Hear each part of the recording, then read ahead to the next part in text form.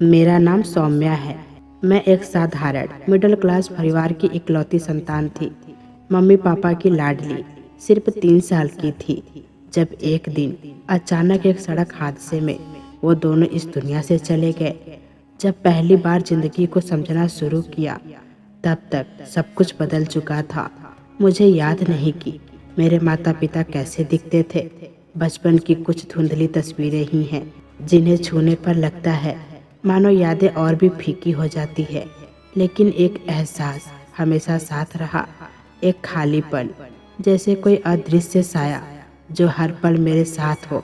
वो मुझे हादसा याद नहीं था, लेकिन हर बार जब ताई जी गुस्से में ताना देती कि जिनके लिए पैदा हुई थी वो तो मर गए, तो मेरा शरीर भीतर से कुछ टूटता हुआ महसूस होता।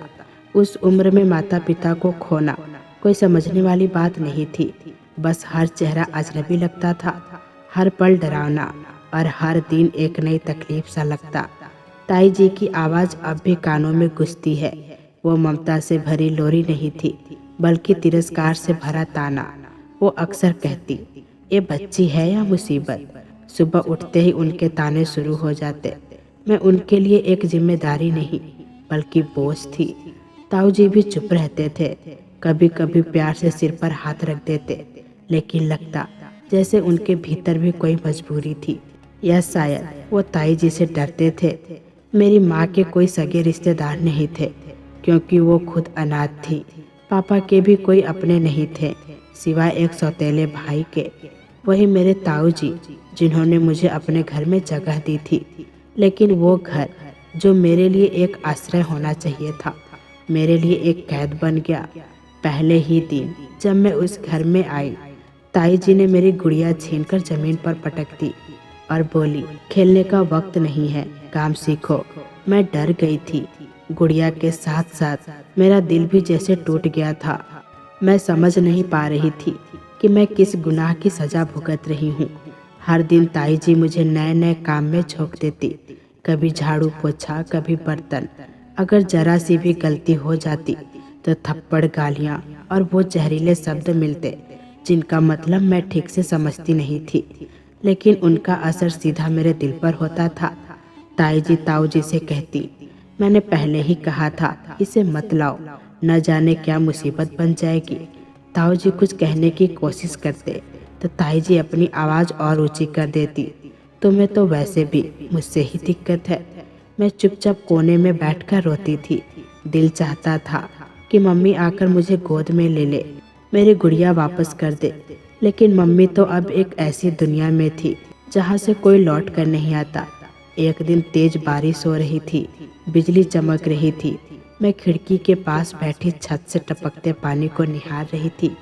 तभी ताई जी ने जोर से पुकारा था, जाकर बर्तन धो और दोपहर की रोटी बना। मैं जल्दी जल्दी किचन की ओर भागी। मेरा हाथ जल गया, लेकिन ताई जी ने एक बार भी मेरी तरफ नहीं देखा। उल्टा गाल पर थप्पड़ जड़ते हुए बोली, इतना सा काम भी नहीं आता तुझे। ताऊ जी ने मेरा हाथ थामते हुए ताई जी से कहा, बस भी करो, वो बेचारी बच्ची है अभी। लेकिन ताई जी पर तो जैसे किसी बात का असर ही नहीं होता था। उस रात मेरी आंखों से नींद मानो छीन ली गई थी। हाथ की जलन से कहीं ज्यादा मेरे दिल की ठंडक खत्म हो गई थी। उस दिन मैंने समझ लिया था, इस दुनिया में मेरा कोई नहीं है। जो लोग सिर्फ अपना फायदा देखते हैं, और मैं बस एक ऐसा वजूद थी जो ना चाहते हुए भी सांस ले रहा था।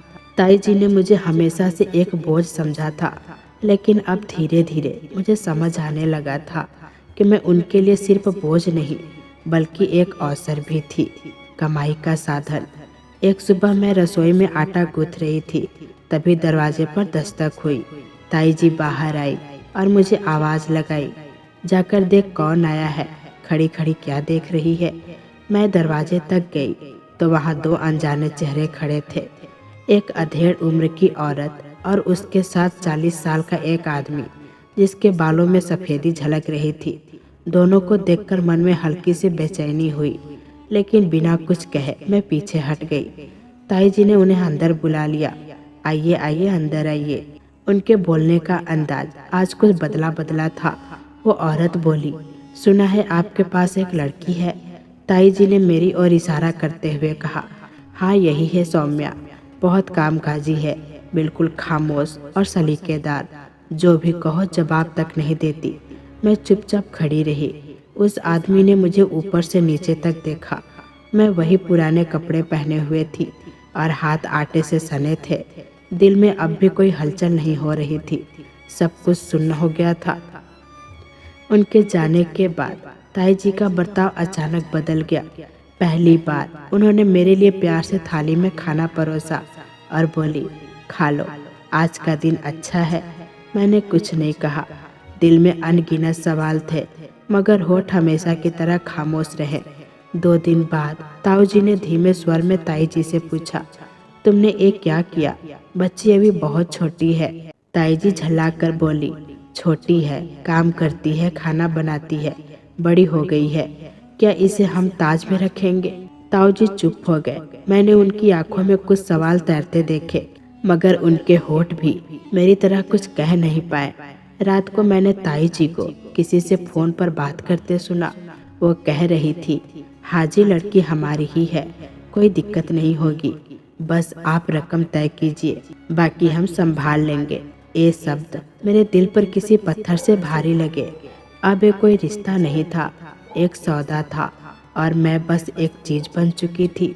दोपहर को मोहल्ले की आंटी आई और ताई जी से बोली, रिश्ता कुछ अजीब सा है, उम्र का फर्क बहुत ज़्यादा है और उसकी नौकरी भी कोई खास नहीं है।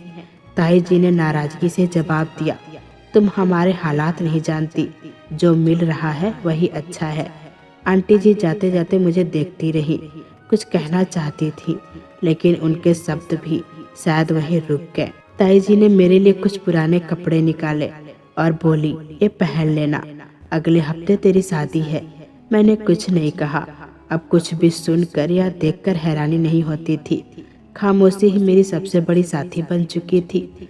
शादी वाले दिन बारिश हो रही थी।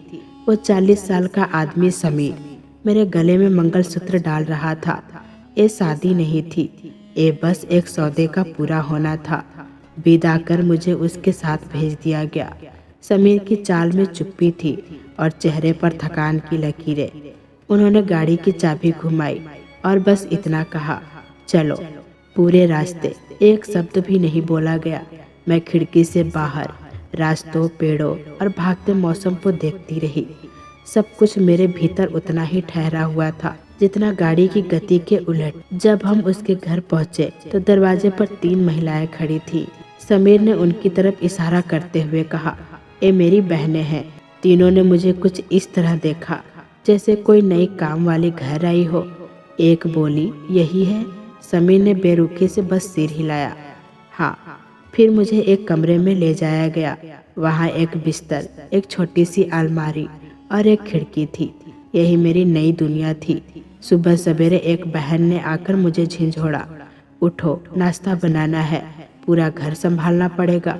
मैं चुपचाप उठी और काम में लग गई। किसी ने यह तक नहीं पूछा कि मैं कैसी हूँ, कुछ चाहिए या नहीं। सबके चेहरे पर बस एक उम्मीद थी कि मैं उनके काम आऊं। शाम को ताई जी का फोन आया। मैंने सुना समीर कह रहे थे, हाँ लड़की पहुंच गई है, कल तक पैसे भेज दूंगा। मैंने अपनी आंखें बंद कर ली थी। अब सब साफ था। मैं किसी की बहू नहीं, किसी का सौदा थी। कमरे का दरवाजा बंद होते ही मुझे समझ आ गया था, यह घर कोई नई शुरुआत नहीं बल्कि एक नया बंद दरवाजा है। फर्क सिर्फ इतना था कि पहले ताई जी के हुक्म सुनती थी, अब समीर, उनकी माँ और तीनों बहनों की फरमाइशें। अब समीर, उनकी माँ और तीनों बहनों की फरमाइशें पूरी करनी थी। पहला दिन जैसे चुप्पी में घुल गया। उस कमरे की खिड़की से दिखता था सिर्फ एक ऊंची दीवार, न कोई आसमान, न धूप, सिर्फ घुटन। हवा भी जैसे रुक रुक कर आती थी। शाम को समीर कमरे में आए। उनकी आंखों में न अपनापन था न दूरी, बस थकावट थी। उन्होंने पूछा, कोई दिक्कत तो नहीं? मैंने सिर हिला दिया, नहीं। वो बोले, घर छोटा है पर धीरे धीरे सब ठीक लगने लगेगा। और फिर वो दूसरी ओर मुंह मोड़कर चुपचाप लेट गए। बात वहीं खत्म हो गई थी। अगली सुबह सूरज निकलने से पहले दरवाजे पर दस्तक हुई। ननद की आवाज आई, उठो, नाश्ता बनाना है। माँ को दवा देना है, बर्तन भी धोने हैं। मैं उनिंदी हालत में उठी, खुद को समेटा और रसोई की ओर बढ़ गई। खाना बनाना आता था, लेकिन यहाँ का अंदाज अलग था। हर बात में गलती निकालना, जैसे सबकी आदत थी। चीज़ें रखने का तरीका, रेसिपी का स्वाद, रोटियों की गोलाई तक। मेरी सास रसोई के दरवाजे पर खड़ी थी, हाथ में लाठी और चेहरे पर सख्ती लिए। बोली, कौन सा खजाना लेकर आई हो? खाली हाथ आई हो? कम से कम काम तो ठीक से करो। मैंने चुपचाप सिर झुकाकर बर्तन धोए और दिल में ठान लिया, अब किसी को शिकायत का मौका नहीं दूंगी। पर यहाँ शिकायतें पैदा करने का हुनर सबको आता था। शाम को जब सब खाने बैठे, मैंने चुपचाप रोटियां परोसी। सास ने पहला निवाला मुंह में लेते ही मुंह बनाया, नमक ज़्यादा है। क्या कभी अपने घर में खाना नहीं बनाया? समीर वहीं चुपचाप बैठे रहे। मैंने उनकी तरफ देखा, उम्मीद की कि शायद कुछ कहे, पर उन्होंने निगाहें फेर ली। रात को जब सब अपने अपने कमरे में चले गए, समीर मेरे पास आए और बोले, पता है सब तुम्हें गलत कहते हैं, लेकिन ये सब थोड़े समय की बात है। मैंने पूछ लिया, ये सब कब खत्म होगा? कुछ पल चुप रहकर उन्होंने कहा, माँ बीमार है, बहनों की जिम्मेदारी सब मेरे सिर पर है, बस थोड़ा सा और समय दे दो। मैं जानती थी यह थोड़ा समय कभी खत्म नहीं होगा, सब यूं ही चलता रहेगा। अगले दिन नंद ने मुझे बाजार भेजा, बोले कि कुछ सब्जियां और माँ की दवा ले आना। पैसे सोच समझकर खर्च करना, कोई अमीर नहीं है हम। बाजार जाना कुछ पलों की आज़ादी जैसा लगा। हवा थोड़ी खुली थी, कदम थोड़े तेज थे और दिल में एक सूक्ष्म सी राहत, जैसे जिंदगी अभी पूरी तरह मरी नहीं थी। लेकिन जैसे ही मैं बाजार से लौटी, वही पुराना ताना सुनने को मिला, इतना खर्च क्यों कर दिया, छोटी छोटी चीजें भी नहीं संभाल सकती। मैंने चुपचाप रसीदें दिखाई, पूरा हिसाब दिया, लेकिन मेरे जवाब का वहाँ कोई मोल नहीं था।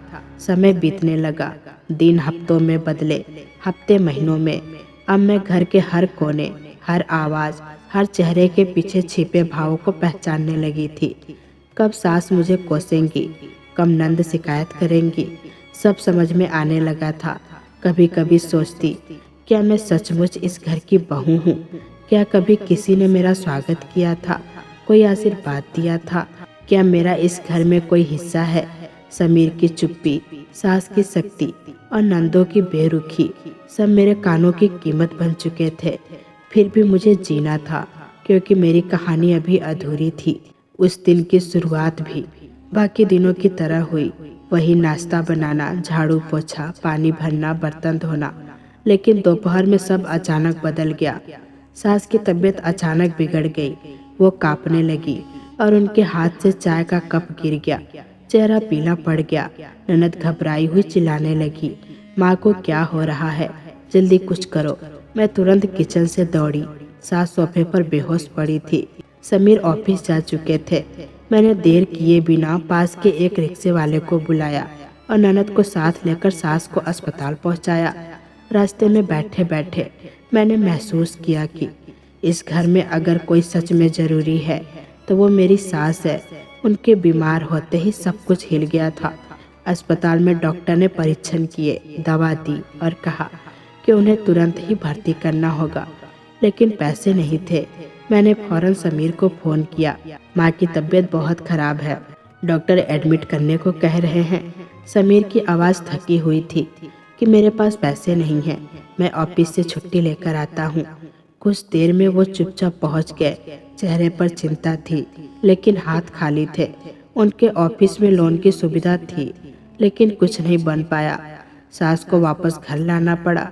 दवाइयाँ चलती रहीं, लेकिन उनकी तबीयत दिन पर दिन गिरती गई। नंदे लगातार परेशान रहती थी। उनकी आंखों में डर था, अगर माँ को कुछ हो गया तो हम क्या करेंगे। एक रात समीर मेरे पास बैठे, मैं उनके लिए चाय रख रही थी।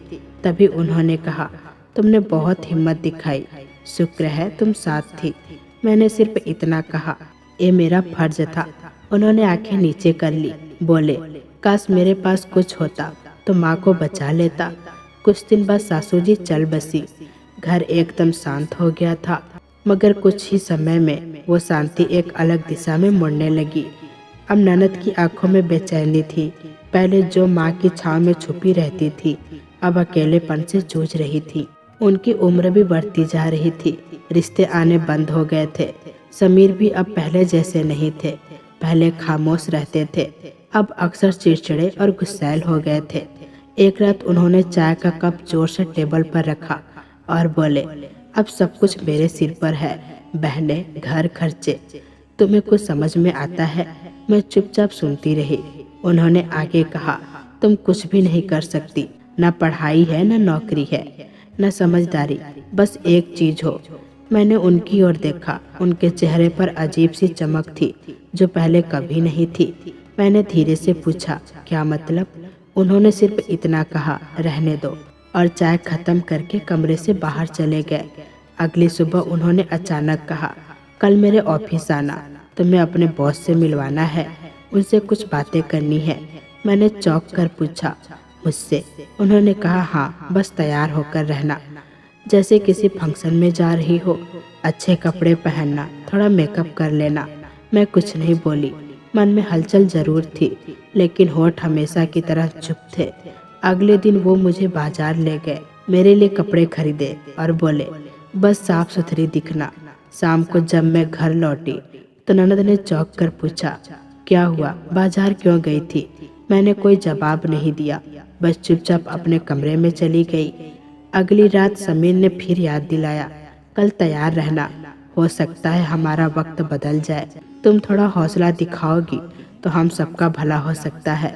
मैंने उसकी बातें सुनी, मगर दिल के भीतर एक भारीपन उतर गया था। अगली शाम समीर ने मुझे अपने ऑफिस के बाहर बाइक से उतारा। शाम का वक्त था और मेरा मन बेहद बेचैन। मैंने धीमे स्वर में पूछा, किससे मिलना है? वो सामने की ओर देखते हुए बोला, मेरे बॉस है। उन्होंने कहा है कि वो तुमसे मिलना चाहते हैं। बस एक मुलाकात है और कुछ नहीं। मेरे पैर जैसे जमीन में धंस गए। मैंने कहा, लेकिन मुझसे मिलने की क्या जरूरत है? समीर ने मेरी तरफ मुड़कर सख्ती से कहा, जब मैं कह रहा हूँ तो ज्यादा सवाल मत करो। तुम्हारे मिलने से मेरा ज्यादा फायदा हो सकता है। प्रमोशन, सैलरी बढ़ना, सब मुमकिन है। मैंने कहा, मुझे ये सब ठीक नहीं लगता। उसने मेरी बात काटते हुए झल्ला कर कहा, तो फिर क्या करोगी? वापस अपनी ताई जी के घर लौट जाओगी? भूल गई हो उन्होंने तुम्हें कैसे बेचा था? उनके शब्द सुनकर जैसे जमीन खिसक गई हो। वो आगे बढ़ गया और मुझे वहीं छोड़ दिया। वो रात बिना एक शब्द के कट गई। जब मैं घर लौटी तो ननद चुपचाप बैठी थी, जैसे किसी बड़ी खबर का इंतजार हो। किसी ने कुछ नहीं पूछा और मैंने कुछ नहीं बताया। अगले दिन समीर देर से घर आया, कपड़े बदले और धीरे से बोला, बॉस ने कहा है अगर तुम उनसे मिलती रहो तो मुझे प्रमोशन मिल सकता है। कुछ महीनों में नया फ्लैट भी ले सकते हैं। मैंने उसे घूरते हुए कहा, क्या तुम पागल हो गए हो? क्या चाहते हो मैं अपनी इज्जत किसी के सामने परोस दूं, सिर्फ तुम्हारे फायदे के लिए? उसने चाय का कप मेज पर रखते हुए कहा, हाँ, क्योंकि तुम्हारी इज्जत ने हमें अब तक दिया ही क्या है? न दहेज, न पैसा, न रिश्तेदार, सिर्फ एक बोझ। उसकी बातें सुनकर जैसे किसी ने दिल चीर दिया हो। मैं चुप रही, मगर मेरी आंखों में सिर्फ एक सवाल था, क्या यही वो इंसान है जिसने कभी मुझे हमदर्दी से देखा था? वो उठा और कहने लगा, सोच लो, आज रात तैयार रहना, अच्छे कपड़े ला रहा हूँ। जितनी अच्छी लगोगी उतना ही फायदा होगा। मैंने उसे रोकते हुए कहा, समीर, मैं तुम्हारी पत्नी हूँ, ऐसा मत करो मेरे साथ। वो पलटा और बोला, पत्नी हो इसीलिए तुम्हें शामिल कर रहा हूँ, वरना डिवोर्स देने में एक पल भी नहीं लगाऊंगा। फिर लौट जाओ अपने ताई जी के घर। वही झाड़ू, वही बर्तन, वही गलियाँ। उस रात में पूरी तरह जागती रही। आंखें बंद करते ही ताई जी के घर की तस्वीर उभर आई। वो तेज आवाज में डांटना, वो हर रोज की सजा, और फिर समीर का चेहरा जो अब मेरी अस्मिता को एक सौदे में गिन रहा था। अगली शाम उसने मेरे हाथ में एक नया सूट थमाया और बोला, ये पहन लो, जितना सजोगी उतना ही फायदा होगा। मैंने चुपचाप कपड़े ले लिए और कमरे में चली गई। दरवाजा बंद किया, आईने के सामने खड़ी हुई, खुद को देखा। कुछ पल तक नजरें झुकी रही, कुछ टूटने सा लगा था, पर पूरी तरह नहीं टूटा था। अभी नहीं। फिर मैंने खुद से कहा, हाँ शायद अब मैं सिर्फ एक चेहरा ही रह गई हूँ, एक मुखौटा जिसे वक्त और हालात ने गढ़ा है।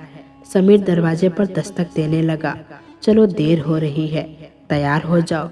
मैं चुपचाप उठी और वैसे ही तैयार हो गई, जैसे कोई फैसला मेरे हाथ में हो ही नहीं, जैसे मैं कोई कठपुतली हूँ जो इशारों पर ही चलती है। फिर वही रात, वही रास्ता, वही सन्नाटा। समीर ने मुझे रोज की तरह बाइक पर पीछे बिठाया। रास्ते भर वो चुप रहा, जैसे मैं कोई सामान हूँ जिसे उसे सिर्फ तय जगह पर पहुँचाना है। जब हम उस बड़े से बंगले के गेट पर पहुँचे तो उसने बाइक रोकी। बिना कुछ बोले मुझे अंदर लॉन्च तक ले गया। अंदर वही परिचित सन्नाटा और वही आदेश, अपनी पत्नी को यहीं छोड़ दो, मालिक बाद में आएंगे। समीर बिना कोई सवाल किए चुपचाप चला गया। मैं वही सोफे पर बैठ गई। एक बार फिर अकेली। वक्त गुजरता रहा। पीठ और कमर में दर्द होने लगा था। कभी खिड़की की तरफ देखती, कभी उस दरवाजे को जहाँ से कोई आने वाला था, लेकिन वो दरवाजा पूरी रात बंद ही रहा। कभी कभी कोई नौकरानी आती पानी या चाय पूछने। मैं बस गर्दन हिलाकर जवाब देती। रात के 3 बजे मैं खुद को उसी सोफे पर लेटे हुए पाई। आंखें बंद थी, लेकिन नींद कोसों दूर। बस दिमाग में एक ही सवाल, ये सब क्या है। सुबह होते ही वही नौकर दोबारा आया। इस बार उसके हाथ में एक लिफाफा था और चेहरे पर थोड़ी नरमी। धीरे से बोला, मालिक ने कहा है आप घर जा सकती हैं, ये पैसे हैं, अपने पति को दे दीजिएगा। मैंने बिना कोई सवाल के लिफाफा ले लिया और खामोशी से बाहर निकल लाई। पीछे दरवाजा बंद हो गया। बाहर एक गाड़ी मेरा इंतजार कर रही थी, जो मुझे घर छोड़ आई। जब मैं अंदर पहुंची, समीर शीशे के सामने खड़ा टाई बांध रहा था। मुझे देखकर तुरंत लपका और लिफाफा मेरे हाथ से छीन लिया। जैसे उसने पैसे देखे, उसकी आंखों में चमक आ गई। अरे वाह, इस बार तो पहले से भी ज्यादा मिले हैं। शाबाश, तुम तो सच में किसी काम की निकली। मैंने उसकी ओर देखा, कुछ कहना चाहा, लेकिन शब्द कहीं खो गए। वो पहले ही अपनी खुशी में डूबा था। उस दिन पूरा दिन मैंने एक शब्द नहीं कहा। खामोशी मेरे भीतर घर कर गई थी। खाने के वक्त नंद बोली, भाभी आजकल बहुत चुप रहती है ना। दूसरी हंसी, अरे रहने दो, भैया खुश रहे और क्या चाहिए। तीसरी ने चुटकी ली, लगता है कोई राज छिपा है जो हमसे नहीं बताया जा रहा। मैंने सब सुना, हर एक शब्द, लेकिन जवाब नहीं दिया। रात को समीर फिर आया, हाथ में नए कपड़े थे। धीरे से बोला, कल फिर जाना है, अच्छे से तैयार रहना। तुम्हारा मेरे बॉस से मिलना बहुत फायदेमंद हो रहा है। समीर ने मुस्कुराते हुए कहा, हर दिन मैं तरक्की के थोड़ा और करीब जा रहा हूँ। मैंने शांत स्वर में पूछा, समीर क्या तुम्हें कभी यह ख्याल नहीं आया वहाँ मेरे साथ आखिर होता क्या है। वो कुछ पल रुका, फिर बेपरवाही से बोला, मुझे इससे क्या फर्क पड़ता है, मुझे सिर्फ नतीजा चाहिए। तुम वहाँ जाओ, बैठो, पैसे लो और वापस आ जाओ। बाकी जो है वो हमारी समस्या नहीं है। उसकी बात सुनकर लगा जैसे मेरे वजूद को 2 हिस्सों में चीर दिया गया हो। एक हिस्सा जो सवाल पूछना चाहता है, दूसरा जो खामोशी से सिर्फ मूल्य बन चुका है। मैं उस अजनबी से लगने वाले बंगले में दाखिल हुई। वही सोफा, वही खामोशी, वही बंद दरवाजा। समय खिसकता रहा। खाने की खुशबू आई। किसी ने जूस ला कर दिया, मगर मन नहीं माना। ना कुछ खाया ना पिया। सारी रात सिर्फ एक ही सवाल दिल में घूमता रहा, आखिर यह सब क्या हो रहा है। ना कोई आता है, ना कुछ कहता है, और सुबह होते ही वह नौकर आता है, लिफाफा देता है और गाड़ी से मुझे घर भिजवा दिया जाता है। गाड़ी के शीशे से बाहर देखते हुए मन बार बार यही सोचता, क्या यह कोई सजा है या फिर किसी और मकसद का हिस्सा। अगर मकसद सिर्फ शरीर का होता तो शायद अब तक बहुत कुछ हो चुका होता, मगर यहाँ सब कुछ एक सर्द खामोशी में डूबा है। ना स्पर्श, ना स्वाद। घर पहुँचने पर समीर ने रोज की तरह लिफाफा छीना। उसे देखकर खुश हो गया। इस बार तो और भी अच्छा हुआ, अब तो नया फ्रिज ले सकते हैं। बस ऐसे ही चलता रहा तो अगले साल हमारी पूरी जिंदगी बदल जाएगी। मैंने उसे देखा और पूछा, कभी सोचा है तुमने, अगर वो मुझे कभी वापस ना भेजे तो? वो पलटकर हंसते हुए बोला, अरे वो इतना चालाक है कि जानता है तुम जब तक कीमती हो तब तक लौटती हो, इसीलिए वो भेज देता है। उसकी बातें किसी खंजर की तरह चुभ रही थी। मेरे लिए अब यह साफ था, मैं सिर्फ एक सौदा थी, एक ऐसी चीज जिसकी इज्जत रकम में बदल दी गई थी। चौथी रात के बाद मैंने सुबह ही अपने दिल में फैसला कर लिया था, अब यह तमाशा नहीं चलेगा। सवेरे जब सब सो रहे थे, मैं बिना कुछ कहे दरवाजा पर गई। समीर तैयार हो रहे थे, नंदे नींद में डूबी थी। मैं चुपचाप गली की ओर निकल गई। मेरी उंगलियां दुपट्टे के कोने को कसकर थामी हुई थी। हर कदम एक विद्रोह था। पहली बार मैं उस रास्ते पर अकेली जा रही थी जहां हर बार मेरे साथ समीर होता था, लेकिन इस बार मेरा मन डगमगाया नहीं, बस सवालों की आवाजें सिर में गूंज रही थी। बंगले के गेट पर इस बार कोई परिचित नहीं था, एक अजनबी गार्ड खड़ा था। मैंने कहा, मुझे अंदर जाना है, मैं समीर की पत्नी हूँ। वो कुछ पल देखता रहा, फिर बोला, आज समीर जी बॉस के साथ अंदर है, आप अंदर जा सकती हैं। गार्ड ने कहा, बस अपना नाम बताइए। मैंने धीरे से जवाब दिया, सौम्या। गार्ड ने इंटरकॉम पर बात की, फिर भारी से दरवाजा खोल दिया। मैं जैसे ही भीतर दाखिल हुई, एक ठंडी हवा का झोंका चेहरे से टकराया। दुपट्टा हवा में हल्का सा उड़ने लगा, लेकिन मैंने खुद को संभाल लिया। दाई और एक रिसेप्शन डेस्क थी, खाली पास की दीवार पर एक नेम प्लेट चमक रही थी, डायरेक्टर ऑफिस। मैं उसी ओर बढ़ गई। दरवाजा बंद था। मैंने हल्की सी दस्तक दी, फिर खुद को अंदर पाया। वो एक पल शायद मेरी जिंदगी को हमेशा के लिए बदलने वाला था। सामने सोफे पर बैठा एक आदमी फोन पर बात कर रहा था। जैसे ही वो मेरी ओर मुड़ा, मेरी सांसें थम गई। रोहित, वही रोहित, मेरे ताऊ जी के दोस्त का बेटा, जो बचपन में ताऊ जी के घर आता था, मुझे कहानियां सुनाता था, दीवारों पर मेरे नाम से फूल बनाता था। फिर एक दिन वो अचानक विदेश चला गया पढ़ाई करने के लिए, और फिर कभी लौट कर नहीं आया, या शायद आया होगा, लेकिन मेरे हिस्से सिर्फ तन्हा और जुल्म ही आए। रोहित, मेरे होठ से बस यही निकला। वो उठा, जैसे उसे पहले से पता था कि मैं आने वाली हूँ। उसने कहा, सौम्या, तुम खुद आ गई। मेरे कदम जैसे जमीन में गड़ गए। गले से आवाज नहीं निकली, बस एक शब्द। वो सोफे पर फिर से बैठ गया और गहरी सांस लेकर बोला, एक दिन समीर के साथ तुम्हें ऑफिस में देखा और उसी ने खुद तुम्हारे बारे में बातें शुरू की। मैंने हैरानी से उसकी तरफ देखा।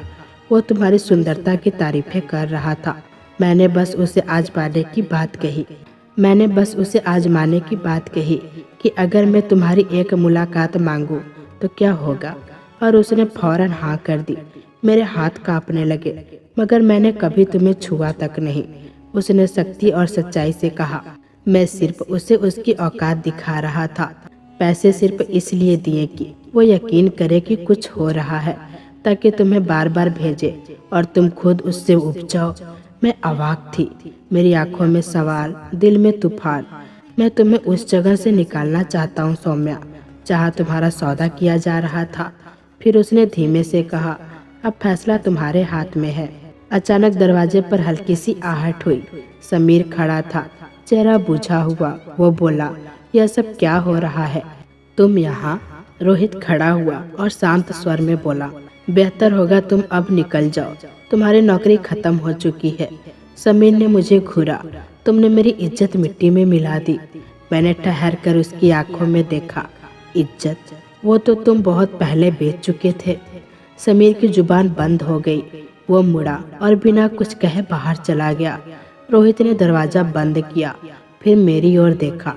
अब तुम्हें वो फैसला करना है जो तुमसे हमेशा छीना गया था। मैंने पहली बार सिर उठाकर कहा, अब पहली बार लग रहा है कि मैं बोल सकती हूँ। वो मुस्कुराया, तो बोलो, क्योंकि अब तुम कठपुतली नहीं रही हो।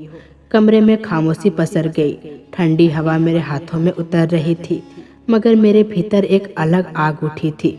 रोहित ने टेबल से एक फाइल मेरी ओर बढ़ाई। यह समीर की फाइल है। जब मैंने यह कंपनी खरीदी तो वो पहले से यहाँ था। उसकी निगाहें हमेशा किसी छोटे रास्ते की तलाश में रहती थी। मैंने फाइल खोली। कागज दर कागज, लालच, धोखा और बेईमानी की निशान। फाइल में रखे कागजों के बीच कुछ हाथ से लिखे नोट थे। उनमें मेरे तस्वीर और मेरे बारे में समीर के शब्द थे, ऐसे जैसे मैं कोई इंसान नहीं, कोई सौदा थी। रोहित ने शांत लहजे में कहा, उस दिन जब तुम पहली बार लॉन्च में बैठी थी तो मैंने तुम्हें देख लिया था। तुम्हें पहचानने में एक पल भी नहीं लगा। उसी वक्त मैंने समीर को बुलाया और जानबूझकर तुम्हें दोबारा बुलवाया ताकि तुम्हें देख सकूं और उसे भी परख सकूं। उसने बिना झिझके हामी भर दी। उसने ठंडी आवाज में कहा। मेरी सांसें थम सी गई थी। सामने बैठा वो इंसान जिसे मैं बरसों भूल चुकी थी, वो मेरा बचपन का रक्षक निकला और जिसके साथ मैं जिंदगी जीती रही, वो सिर्फ मेरी कीमत लगाता रहा। रोहित ने कहा, मैं चाहता था कि तुम खुद फैसला करो, इसीलिए तुम्हें बिना किसी सवाल के आने दिया, बैठने दिया और बस देखा कि तुम क्या करती हो। हर बार जब तुम लौटी, मैंने देखा कि तुम्हारी चुप्पी गहराती जा रही है, लेकिन तुम बिखरी नहीं, तुम सोच रही थी। मैंने हौले से पूछा, और वो पैसे?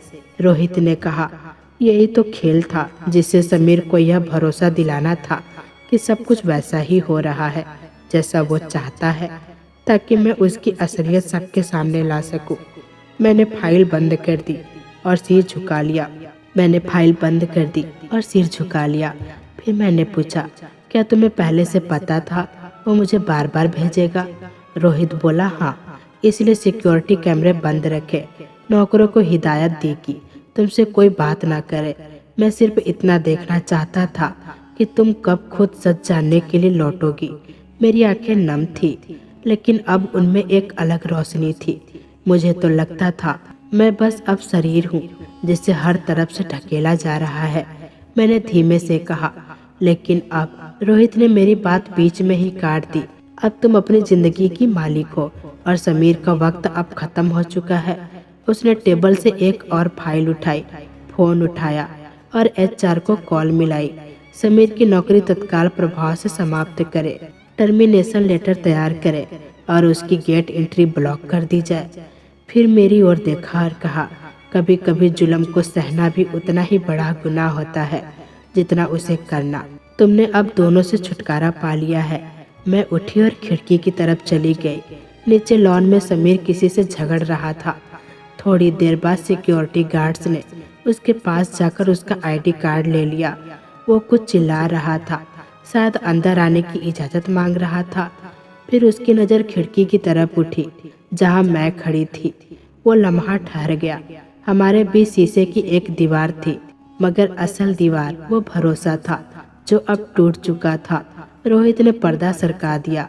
समीर ने अपनी नजरें झुका ली और बिना कुछ कहे गेट से बाहर निकल गया। दरवाजा उसके पीछे हमेशा के लिए बंद हो गया। मेरे भीतर एक अजीब सा सुकून उतर आया था। रोहित पास आया और कहा, अब तुम उस घर वापस नहीं जाओगी जहां तुम्हें खरीदा जाता था। रही बात तुम्हारे ताऊ जी की, तो मैं उनसे खुद बात करूंगा, लेकिन अब फैसला तुम्हारा होगा। मैंने गहरी सांस ली। सालों से दूसरों के फैसलों पर सिर झुकाकर मानती आई थी।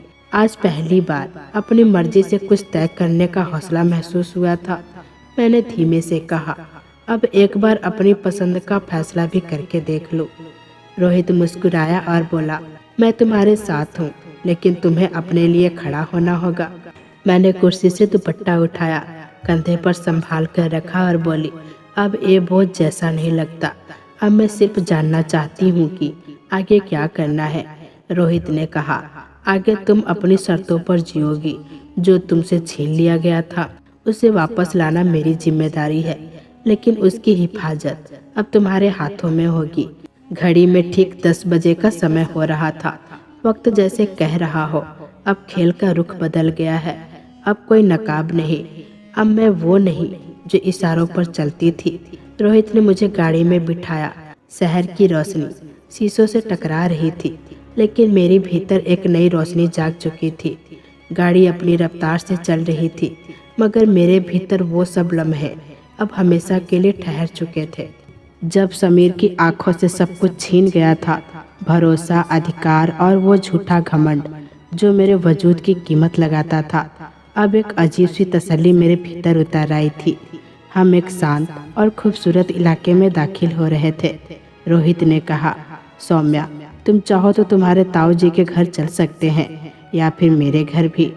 कुछ दिन सुकून से रहो, फिर जो दिल कहे वो फैसला लेना। मैं कुछ पल चुप रही, फिर धीमे से बोला, नहीं, ना मुझे ताऊ जी के पास जाना है और ना ही समीर के किसी भी रिश्ते में लौटना है। इस वक्त सिर्फ तुम्हारा सच ही मेरे लिए काफ़ी है। अभी मैं तुम्हारे साथ चलना चाहती हूँ।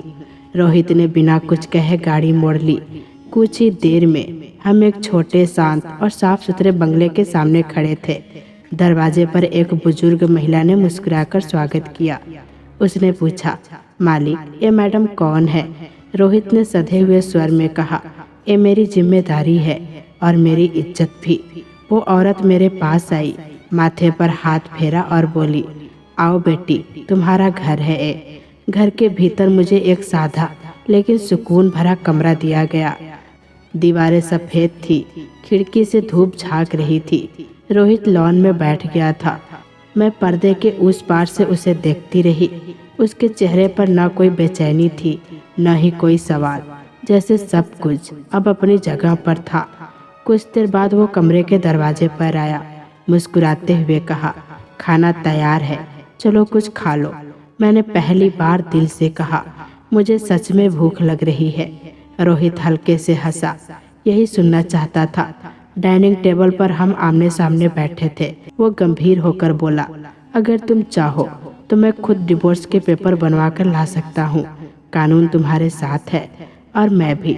मैंने जवाब दिया, तलाक उस रिश्ते से नहीं चाहिए जिसने मुझे पीटा या छोड़ा, बल्कि उस इंसान से चाहिए जिसने मेरी इज्जत को सिर्फ सौदा समझा। रोहित ने सिर हिलाकर कहा, इस पर फैसला सिर्फ तुम्हारा होगा, किसी और का नहीं। मैंने पहला निवाला लिया। बरसों बाद लगा जैसे पेट नहीं दिल भर रहा है। कभी कभी इंसान अदालत की दहलीज पर नहीं, किसी इंसान की आंखों में मिलता है जो तुम्हारी खामोशी को आवाज बना दे। रात हो गई थी। कमरे की खिड़की से चांदनी की रोशनी धीरे धीरे भीतर उतर रही थी। रोहित अब भी लॉन में बैठा था, शायद सोचते हुए या शायद मेरा इंतजार करते हुए।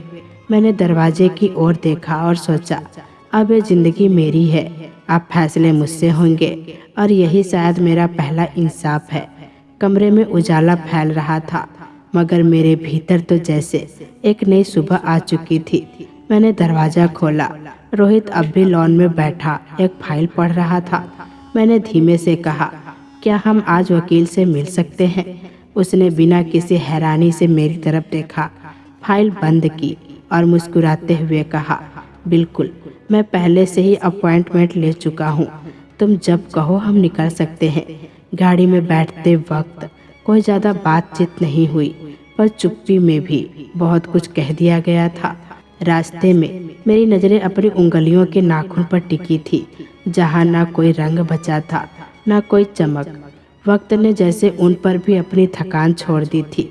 वकील के दफ्तर पहुँचे तो मामूली कागजी कार्रवाई बाकी थी। रोहित ने हर चीज़ संभाल कर रखी थी, लेकिन मेरी इजाज़त के बिना एक शब्द भी नहीं लिखवाया। डिवोर्स के दस्तावेज तैयार थे, बस अब मेरे दस्तखत बाकी थे। कांपते हाथों से मैंने साइन किए। हर अक्षर जैसे उन सालों का हिसाब था जो चुपचाप दिल पर बोझ बनकर जमा थे। वकील ने फाइल बंद की और कहा, अब बस नोटिस भेजना बाकी है, कुछ ही दिनों में प्रक्रिया पूरी हो जाएगी। वापसी में गाड़ी में सन्नाटा था, मगर इस बार यह सन्नाटा बोझ नहीं लग रहा था। शायद यह खामोशी भीतर की हलचल थमने का संकेत थी। मैंने पूछा, क्या आप ताई जी और ताऊ जी को भी बताएंगे? रोहित ने सीधा जवाब दिया, हाँ, उन्हें बताना जरूरी है, लेकिन इस बार वो सिर्फ सुनेंगे नहीं, समझेंगे भी। मैं तुम्हें फिर कभी उनके भरोसे नहीं छोड़ूंगा। शाम को हम उनके दरवाजे पर खड़े थे।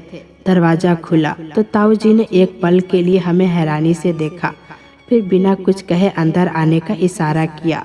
पुराने सोफे पर बैठते ही रोहित ने अपनी बात बिना घुमाए रख दी। आंटी जी, सौम्या के साथ जो कुछ आपने किया वो माफ़ी के लायक नहीं है। ताई जी चुप थी, उनकी निगाहें झुक गई थी। उन्होंने मेरी तरफ देखा, फिर धीमे से बोला, बेटा, उस वक्त गलती हो गई थी, लेकिन रोहित ने बात बीच में ही काट दी।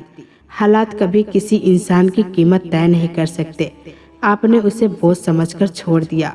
अब अगर आपने दोबारा बिना उसकी मर्जी के संपर्क किया या कोई शक्ति दिखाई तो मुझे सख्त कदम उठाना पड़ेगा। ताई जी की आंखों में आंसू आ गए थे। उन्होंने मेरे सामने हाथ जोड़ दिए। सौम्या, मुझे माफ कर दो। मैं कभी माँ बनने के लायक नहीं थी, मगर तुम्हारे लिए कभी बुरा नहीं चाहा। मैंने उनके हाथ नहीं छुए, ना ही कोई गले लगाव का अभिनय किया। सिर्फ इतना कहा, मैंने माफ किया आपको, लेकिन भरोसा वो अब पहले जैसा नहीं रहा। रोहित ने मेरी ओर देखा और फिर हम उठकर चल दिए। ताई जी चुपचाप पीछे हट गई। चेहरे पर पछतावे की गहरी रेखाएं थी, मगर अब वो मेरे फैसले का विरोध नहीं कर सकती थी। अगले दिन मैंने अपनी पहचान दोबारा बनानी शुरू की। आईडी कार्ड ठीक करवाया, नया मोबाइल नंबर लिया और पहली बार खुद के नाम से बैंक अकाउंट खुलवाया। रोहित ने कुछ नहीं पूछा, सिर्फ एक बात कही, ये सब तुम्हारा अधिकार है और उसे हासिल करना भी तुम्हारा हक है। मैंने एक छोटा कंप्यूटर कोर्स ज्वाइन किया। धीरे धीरे खुद को रोजमर्रा की जकड़नों से आज़ाद करना शुरू कर दिया। सुबह खुद चाय बनाती थी, शाम को किताबों में डूब जाती थी और पुराने दिनों को याद करके अब आंसू नहीं आते थे। एक दिन समीर के बहनों का फोन आया। हैरानी से पूछने लगी, भाभी आप कहाँ हैं? भैया तो कुछ बताते ही नहीं और आप भी ऐसे गायब हो गई हैं। मैंने ठंडे स्वर में जवाब दिया, जो जिंदगी वो तुम्हें दिखाता था वो झूठ थी, अब जो मैं जी रही हूँ वो सच है। फिर फोन काट दिया। उनके लिए कोई सफाई बाकी नहीं थी। कुछ दिन सुकून में बीते।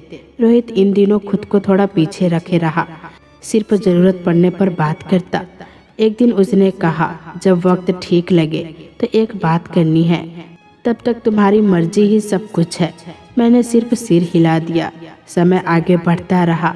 मैंने जाना कि आज़ादी का मतलब सिर्फ बाहर निकलना नहीं होता, बल्कि भीतर की बेड़ियों को तोड़ना भी होता है, और वो मैं कर चुकी थी। जब तलाक की नोटिफिकेशन आई तो उसे देखकर कोई जश्न महसूस नहीं हुआ। वो एक कागज़ था। असली जीत तो वो खामोशी थी जो अब मुझसे विदा ले चुकी थी। मैंने वो कागज़ फाइल में रखा और अलमारी बंद कर दी। अब मैं आईने के सामने खड़ी थी।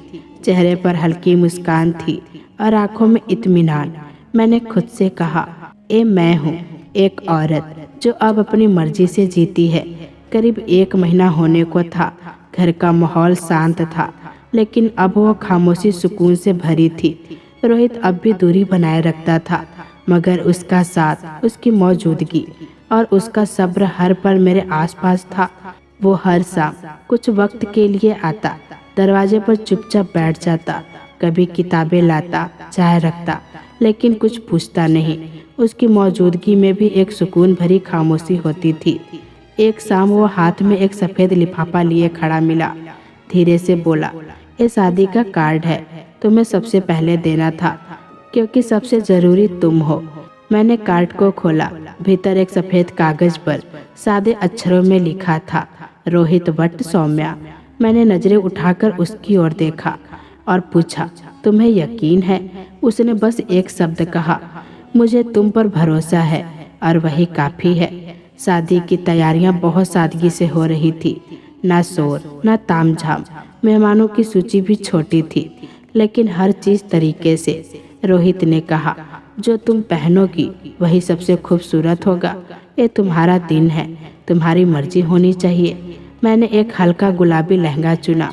गहनों में बस एक छोटी सी अंगूठी, मेरी माँ की निशानी, जो बरसों बाद पुराने संदूक से मिली थी। शादी का समारोह बेहद साधारण था, लेकिन मेरे लिए सबसे खास। जब मैंने रोहित का हाथ थामा तो उस स्पर्श में बरसों का खालीपन भरता महसूस हुआ। वो हाथ जो अब तक सिर्फ बोझ उठाता रहा, अब एक मजबूत रिश्ते का भरोसा थामे था। ताऊ जी ताई जी भी आए थे। रोहित ने उनसे औपचारिकता निभाई, लेकिन बहुत कम बात की। रोहित के जीवन में उनके पिता के अलावा कोई नहीं था, और वो भी उन्हें उस वक्त छोड़ गए जब वो विदेश में पढ़ाई कर रहा था। 17 साल की उम्र में अनाथ हो चुका था। अब एक सफल व्यवसायी था। पिता की कंपनियां संभाली, नई शुरुआतें की, मगर दिल में कहीं खालीपन बाकी था। ताई जी मेरे पास आई। सौम्या, तुझे देखकर लगता है कि ऊपर वाले ने मेरी गलती माफ कर दी। रोहित जैसा जीवन साथी तुम्हारे लिए सबसे सही है। मैंने शांत स्वर में कहा। मैंने आपको माफ कर दिया है और शायद ऊपर वाले ने भी, लेकिन वक्त का सबक कभी भूलना मत। शादी संपन्न हुई। अब एक नई शुरुआत सामने थी। मैंने अपने भविष्य का स्वागत मुस्कुराकर किया। हालांकि दिल के किसी कोने में अतीत की परछाइयां अब भी धड़क रही थी। शादी के बाद का घर किसी महल से कम न था, न सिर्फ सुंदरता में बल्कि उस सुकून में जो दीवारों से निकलकर आत्मा तक उतरता है। हर निर्णय में, हर चीज में रोहित मेरी राय पूछता। चाय कैसी होनी चाहिए से लेकर किताब कौन सी पढ़नी है, हर छोटी बड़ी बात में मेरी मर्जी अहम होती। एक दिन मैंने कहा, मैं काम करना चाहती हूँ। वो मुस्कुराया। जरूर करो, अपने शर्तों पर, अपने समय से। मैंने एक छोटे से स्कूल में पढ़ाने का काम शुरू किया। बच्चों के बीच रहना, उन्हें पढ़ाना मुझे एक नई ऊर्जा देता। जो लड़की कभी स्कूल के दरवाजे तक नहीं पहुंच पाई थी, अब किसी के सपनों को आकार दे रही थी। रोहित हर पल साथ था, लेकिन कभी आड़े नहीं आया। उसे पता था मेरी सबसे कीमती चीज आजादी है। कभी कभी रात में जब सब कुछ शांत होता, मैं आईने के सामने खड़ी हो जाती। वो पुराने दाग, थकान अब परीक्षाएं नहीं रह गई थी, बल्कि वो अब मेरी पहचान का हिस्सा बन चुके थे। एक रात रोहित ने कहा, अगर कभी लगे कि तुम अकेली हो तो मुझे जगा लेना। मैंने मुस्कुराकर जवाब दिया, अब जरूरत नहीं पड़ेगी, क्योंकि जब तुम जागते हो तभी तो मैं चैन से सो पाती हूँ। शादी को 1 महीना बीत गया था जब हमने शहर से बाहर एक छोटी सी ट्रिप की योजना बनाई।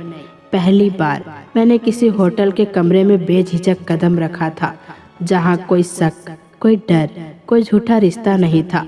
मैंने खिड़की से बाहर देखते हुए कहा, काश पापा जिंदा होते। रोहित ने जवाब दिया, अगर होते तो शायद मेरी ही तरफदारी करते, क्योंकि मैं तुम्हारे लायक बनने की कोशिश हर दिन करता हूँ। मैंने मुस्कुरा कर पूछा, और अगर वो मना कर देते? उसने कहा, तो सारी उम्र तुम्हें बचपन की कहानियां सुनाता रहता, बस तुम्हारे पास रहने का कोई बहाना बना लेता। नई जिंदगी जैसे तेजी से बह रही थी।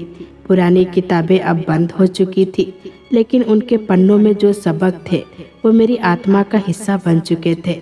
एक दिन रोहित दिल्ली ऑफिस के सिलसिले में गया हुआ था। मैं स्कूल के बच्चों के प्रोजेक्ट्स पर काम कर रही थी जब एक अनजान नंबर से फोन आया।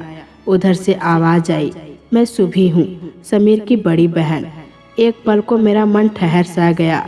उसकी आवाज़ जानी पहचानी थी, लेकिन उसके पीछे जो चेहरा था वह बहुत धुंधला हो गया था। मैंने सहमित होकर कहा, जी बोलिए। वो बोली, भैया को पैरालिसिस का अटैक आया है, हाथ पैर काम नहीं करते, जुबान भी आधी चलती है। कुछ दिन अस्पताल में रहे, अब घर पर है। मैंने सोचा तुम्हें बता दूं, आखिर तुम उनकी पत्नी रही हो, अगर चाहो तो आकर देख सकती हो। मैं चुप रही। कुछ देर सांसों की रफ्तार तेज हो गई थी, मगर दिल में कोई उम्मीद नहीं थी। मैंने कहा, मैं प्रार्थना कर सकती हूँ, बाकी देखना, अब मेरे बस की बात नहीं है। वो कुछ पल चुप रही, फिर बोली, हम भी थक चुके हैं। वो हर समय तुम्हारा नाम लेते रहते हैं, कभी माफी मांगते हैं, कभी रोते हैं। मैंने कुछ नहीं कहा, बस नजरें खिड़की से दूर कहीं टिक गई। कभी जो रिश्ता टूटा था वो अब किसी अफसोस के बोझ से घिरा जा रहा था। मगर मेरी दुनिया अब एक नई इबारत थी जिसे मैंने खुद लिखा था। शायद अब उसे पछतावा हो रहा है, सुभी ने कहा। मैंने उसकी बात वहीं काट दी। पछतावा तभी सच्चा लगता है जब उसकी कोई कीमत चुकाई जाए। मैं अपनी कीमत बहुत पहले चुका चुकी हूँ, अब कुछ लौटाया नहीं जा सकता। मैंने फोन काट दिया। कमरे में एक अजीब सी खामोशी छा गई थी। मैंने खुद को संभाला और टेबल पर रखे बच्चों के प्रोजेक्ट्स में ध्यान लगाने लगी, जैसे कुछ हुआ ही ना हो। शाम को रोहित का कॉल आया, कैसा रहा दिन? मैं कुछ देर खामोश रही, फिर बोली, समीर की बहन का फोन आया था, उन्हें पैरालिसिस हो गया है। शायद वही सजा मिली है जहाँ से उसने गलतियाँ शुरू की थी। रोहित की आवाज में वही सुकून था, जैसा बोया था वही काट रहा है। अगर चाहो तो जाकर देख सकती हो। पर फैसला तुम्हारा होगा। मैंने धीमे से कहा, अब मुझे जाने की जरूरत महसूस नहीं होती। मुझे अपने वर्तमान से वफा निभानी है। बीता हुआ वक्त न अब मेरे लायक है न उसका पछतावा। अगले दिन स्कूल के बच्चों के साथ काम करते हुए मैंने देखा कि एक बच्ची बार बार अपनी कॉपी से कुछ मिटा रही थी। मैंने पूछा क्या हुआ, तो उसने उदासी से कहा, मैडम बार बार गलत हो रहा है। मैंने मुस्कुराकर कहा, तो पेज फाड़ दो। बार बार मिटाने से सिर्फ वक्त ही नहीं जाता, निशान भी रह जाते हैं। नया पन्ना लो और फिर से शुरू करो। उस पल मेरे अपने शब्द मेरे सीने में उतरते चले गए। समीर से जुड़ा रिश्ता, वो पन्ना तो कब का फाड़कर अलग किया जा चुका था। उसी रात रोहित वापस लौटा। रात के खाने के बाद मैंने उसे पूरा किस्सा ठहर कर सुनाया। तुम जानते हो, मैंने कहा, अब मुझे अफसोस या दर्द नहीं होता, बस ताज्जुब होता है। जो लोग दूसरों की जिंदगी को बस एक सौदा समझते हैं, उन्हें आखिर में अपनी हर सांस भी किताबों में नसीब होती है। रोहित ने मेरी ओर देखा, फिर कहा, यही फर्क होता है इज्जत कमाने और इज्जत खरीदने में। तुमने सब्र से जिया, इसीलिए जिंदगी ने तुम्हें इंसाफ दिया। मैंने उसकी तरफ मुस्कुराकर देखा और तुमने मेरा हाथ उस वक्त थामा जब दुनिया मुझे ढकेल रही थी। बस वही सबसे बड़ा सहारा था। अगले दिन स्कूल में एक छोटा कार्यक्रम था जिसमें बच्चों के माता पिता को बुलाया गया। जब मैं मंच पर पहुंची तो लगा मेरी आवाज़ अब खुलकर हर एहसास को कह सकती है। मैंने कहा, इज्जत एक ऐसा एहसास है जो दिल से दी जाए तो अमर हो जाती है, और अगर कोई इज्जत देना ही ना जाने तो हमें खुद अपने लिए खड़ा होना पड़ता है। तालियों की गूंज के बीच मैंने रोहित को पिछली लाइन में बैठे देखा। उसका चेहरा शांत था, आंखों में गर्व था, सिर हल्का सा झुका था, मानो मेरी कहानी का हर शब्द वो बिना कहे सुन चुका हो। रात को मैं छत पर गई। आसमान बिल्कुल साफ था, सितारे चमक रहे थे और नीचे शहर अपनी ही रोशनी में डूबा था। हाथ में चाय का कप था और दिल में गहरी शांति। समीर अब किसी कहानी का हिस्सा नहीं रहा था, वो अब सिर्फ एक मिसाल था जो वक्त ने खुद गढ़ी थी। रोहित मेरे पास आया और मुस्कुराकर बोला, कभी कभी किसी अनजान की खबर भी राहत दे जाती है ना। मैंने उसकी ओर देखा और कहा, हाँ, लेकिन उससे भी ज़्यादा सुकून इस बात में है कि अब मैं किसी और के फैसले की परिणति नहीं हूँ। अब मैं अपनी मर्जी से जिए गए फैसलों की कहानी हूँ। हम दोनों छत पर बैठे थे। हवा हल्के हल्के चल रही थी, जैसे जीवन अब एक नई दिशा पकड़ चुका हो। वो गलियाँ, वो रास्ते जहाँ कभी मेरा अतीत भटकता था, अब मेरी मंजिल में शामिल नहीं थे। हाँ, कुछ निशान जरूर बाकी थे जो ये याद दिलाते थे कि अगर इंसान चाहे तो अपने सबसे गहरे घावों से भी एक चमकदार किस्मत गढ़ सकता है। समीर ने जैसा किया वैसा ही पाया, और मैंने जो सहा, जैसे खुद को संजोया, उसका इनाम मुझे शांति के रूप में मिला। एक ठहराव जो मेरे भविष्य की बुनियाद बन चुका है। इज्जत ये किसी और के हाथ की मोहताज नहीं होती, ये उस आत्मसम्मान से जन्म लेती है जिसे हम खुद भीतर से पालते हैं। जो औरों को तकलीफ देता है, एक दिन वही तकलीफ उसके दरवाजे तक लौट कर आती है। तो दोस्तों, अगर ये कहानी आपके दिल को छू गई हो तो इसे लाइक करें, और अगर आप चैनल पर नए हैं तो सब्सक्राइब करना ना भूलें। साथ ही नोटिफिकेशन बेल ज़रूर दबाएं ताकि हमारी अगली कहानी सबसे पहले आप तक पहुँचे।